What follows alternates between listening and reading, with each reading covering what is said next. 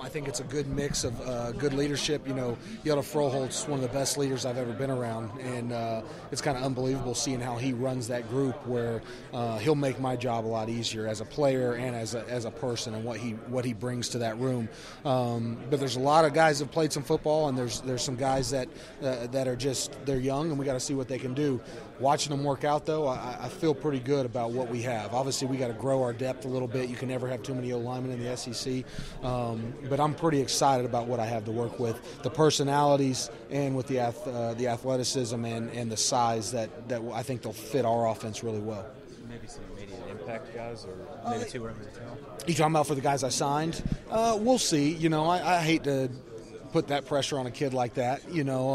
What we like to do is if we'll know pretty soon in the camp whether they'll redshirt or not. Usually it's about a week in, but we'll usually see what they can do, and if they can play and they can contribute, or maybe we see them later down the line as a contributor, we'll keep traveling and we'll keep bringing them along. But there's also nothing wrong with redshirting either. Noah and Ryan, just can you talk about both of those guys? Yeah, so Noah's a guy that I offered at SMU that I had known about previously and really liked Noah. His frame, his size, he's kind of untapped where I think we can put some really good weight on him and kind of grow him up physically. He's a smart kid that just knows how to work. So I'm kind of pumped to see how he comes in and what we can do with him in this offense. Ryan's a kid that so excited about that we were able to get him here in this last 2 weeks. We've been fighting off a lot of other schools for him. I was able to build a good relationship with him over Christmas once I offered him, and once we got him here, I knew once he saw it, it'd be a place for him. So with him, how young he is, and being able to put the weight on that I think he'll be able to put on. He was a basketball kid, so really wasn't in a lot of off season. So he's going to have a really good frame, 6'7", 6'8" with shoes on. That I think we'll be able to put some really good quality weight on, but keep his athleticism. So both those guys are going to fit our offense really well, and their personalities are going to fit our room really well.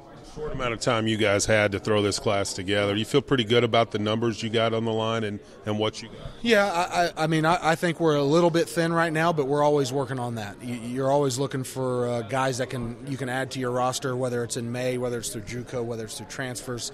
But I feel good. I feel good with the guys that I have here, being able to meet them, being able to watch them. You can never have enough, but these guys are quality guys that have some have played a lot, some haven't. So there are unproven guys, and we got to see what they can do. But watching them work, and with the leadership of Yelda Froholt, kind of grabbing those guys around and getting them going, I feel pretty good. I feel like if I'm not around, I think he's running the show, and I feel pretty good about that. That guy's a stud. 61 days you guys have been here. What's it been like? Yeah, Coach said that today. What's that been like? It's been a whirlwind for sure. Everything, dealing with the move and everything. What I kind of say is it's a good problem to have.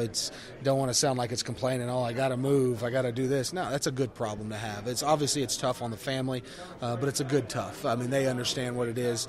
But I love what I've seen so far of Fayetteville. It's a college town. I played at Clemson, so very similar type vibe to it. And I think I'm really going to enjoy living here. I love Dallas. Dallas is a great place to live, great place to grow a family.